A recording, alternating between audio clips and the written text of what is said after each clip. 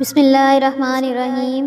ایک بار جبرائیل علیہ السلام نبی کریم صلی اللہ علیہ وآلہ وسلم کے پاس آئے تو آپ صلی اللہ علیہ وآلہ وسلم نے دیکھا کہ جبرائیل کچھ پریشان ہیں۔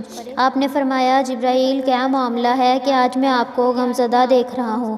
جبرائیل نے عرض کی، اے محبوب، کل میں اللہ پاک کے حکم سے جہنم کا نظارہ کر کے آیا ہوں۔ اس کو دیکھنے سے مجھ پہ غم کے آثار نمودار ہوئے ہیں۔ نبی کریم نے فرمایا، جبرائیل مجھے بھی جہنم کے حالات بتاؤ۔ جبرائیل نے عرض کی کہ جہنم کے کل 7 درجے ہیں، ان میں جو سب سے نیچے والا درجہ ہے اللہ اس میں منافقوں کو رکھے گا۔ اس سے اوپر والے 6 درجے میں اللہ تعالیٰ مشرک لوگوں کو ڈالیں گے۔ اس سے اوپر 5ویں درجے میں اللہ سورج اور چاند کی پرستش کرنے والوں کو ڈالیں گے۔ 4تھے درجے میں اللہ پاک آتش پرست لوگوں کو ڈالیں گے۔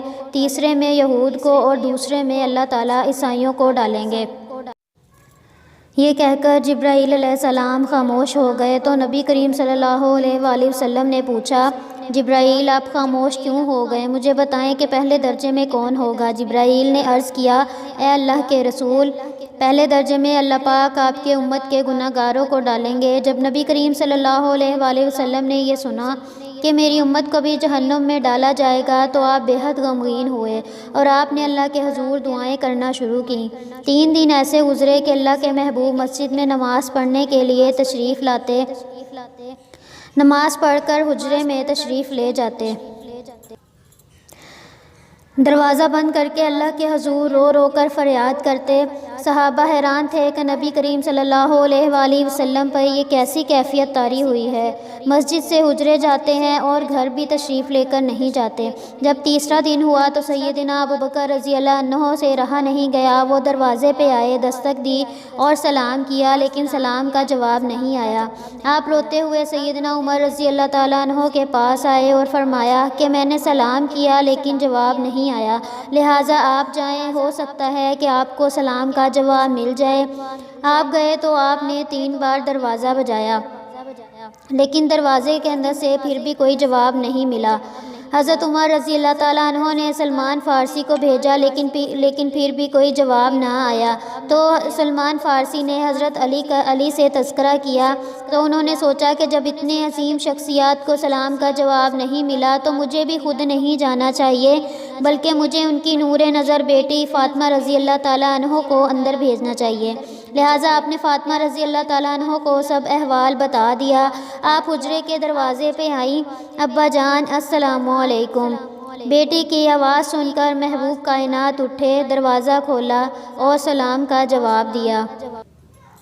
ابا جان، آپ پر کیا کیفیت ہے کہ 3 دن سے آپ یہاں تشریف فرما ہیں؟ نبی کریم صلی اللہ علیہ وآلہ وسلم نے فرمایا کہ جبرائیل نے مجھے آگاہ کیا ہے کہ میری امت بھی جہنم میں جائے گی۔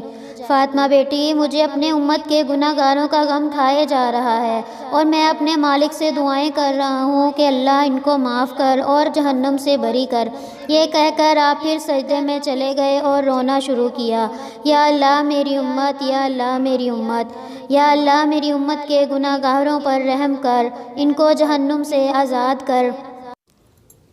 کہ اتنے میں حکم آ گیا، وَلَسَوْفَ يُعْطِيكَ رَبُّكَ فَتَرْضَىٰ، اے میرے محبوب غم نہ کر، میں آپ کو اتنا عطا کر دوں گا کہ آپ راضی ہو جائیں گے۔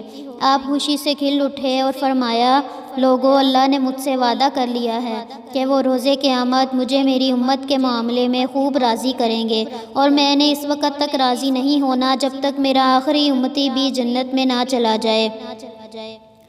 لکھتے ہوئے آنکھ سے آنسو آ گئے کہ ہمارا نبی اتنا شفیق اور غم محسوس کرنے والا ہے، اور بدلے میں ہم نے ان کو کیا دیا؟ ذرا غور کریں اور اپنے گریبان میں ضرور جھانکیں۔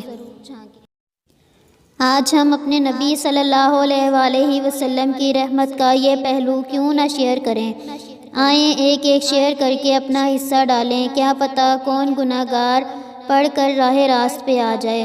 اللہ ہم سب پر اپنا کرم فرمائے، دعاؤں میں ہمیں بھی یاد رکھیں، آمین یا رب العالمین۔